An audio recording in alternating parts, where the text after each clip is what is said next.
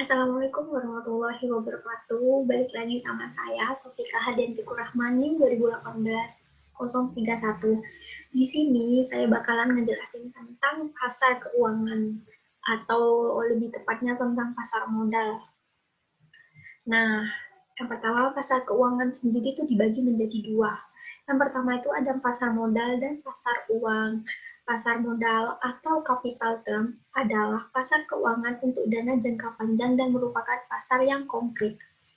Nah, yang kedua itu ada pasar uang atau money market. Pasar uang adalah pasar keuangan dengan instrumen keuangan jangka pendek dan merupakan pasar yang abstrak.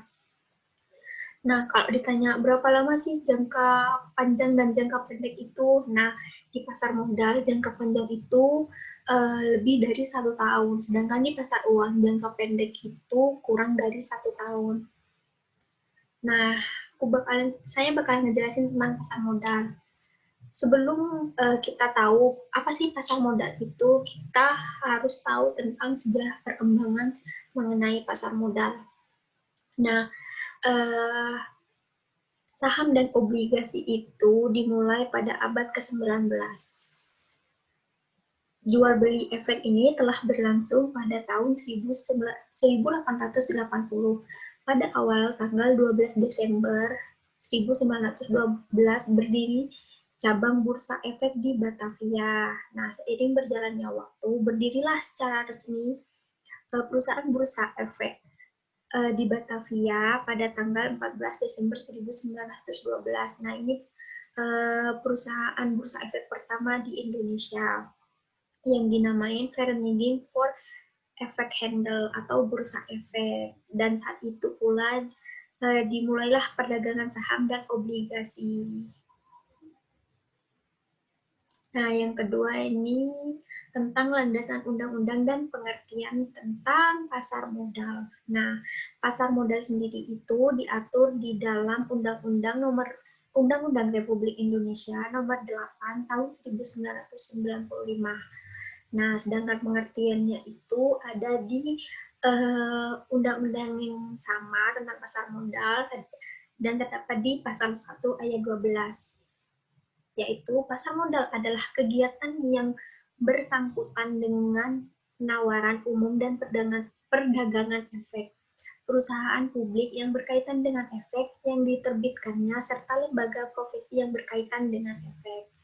Nah, dari pengertian tersebut kita dapat menarik unsur-unsur kegiatan dari pasar modal.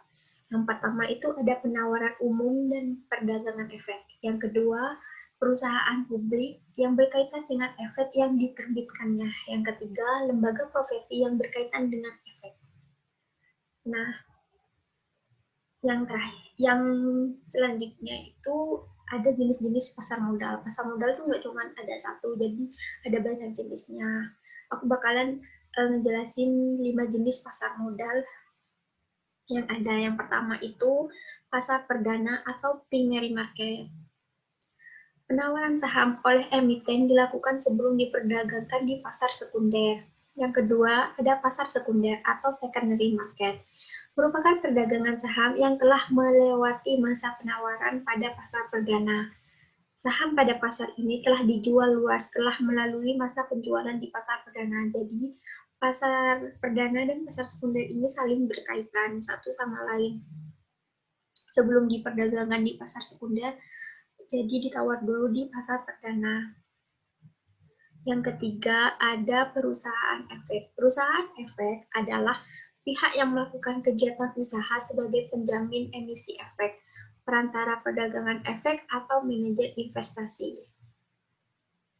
Yang keempat, yaitu adalah ada permintaan modal atau emiten. Adalah merupakan yang menawarkan sahamnya kepada masyarakat yang telah memenuhi syarat-syarat yang diperlukan. Jadi, yang dapat menawarkan atau menjual saham obligasi pasar modalnya hanya perusahaan emiten. Yang terakhir, ada perusahaan publik. Adalah perseroan yang sahamnya telah dimiliki sekurang-kurangnya oleh 300 pemegang saham dan memiliki modal disetor minimal 3 miliar rupiah atau suatu jumlah pemegang saham dan modal disetor yang ditetapkan dengan peraturan pemerintah. Nah, setiap perusahaan publik wajib menyampaikan pernyataan pendapatan kepada Bapepang yang mulai efektif pada hari ke-45 sejak diterimanya pernyataan pendaftaran secara lengkap atau pada tanggal yang lebih awal, jika dinyatakan efektif oleh Bapepam. Nah, yang selanjutnya fungsi pasar modal di Indonesia. Pasar modal di Indonesia kan udah lama masuk kan, sekitar seperti yang saya jelasin di awal tadi tentang sejarah perkembangan pasar modal di Indonesia, sekitar tahun 1912.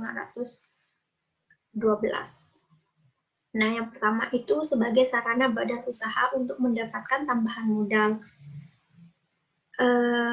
Yang kedua sebagai sarana pemerataan pendapatan. Yang ketiga memperbesar produksi dengan modal yang didapat sehingga produktivitas meningkat. Yang keempat, menampung tenaga kerja. Yang kelima, memperbesar pemasukan pajak bagi pemerintah. Jadi pasar modal ini dapat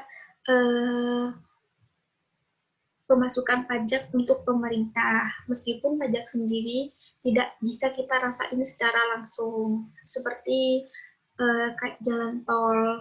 Kan kita baru ngerasain jalan tol setelah beberapa tahun kemudian. Nah, itu bisa didapat dari pasar modal. Nah, sekian penjelasan tentang pasar modal. Sedikit penjelasan tentang pasar modal, kurang lebihnya mohon maaf. Semoga penjelasan aku bermanfaat. Wassalamualaikum warahmatullahi wabarakatuh.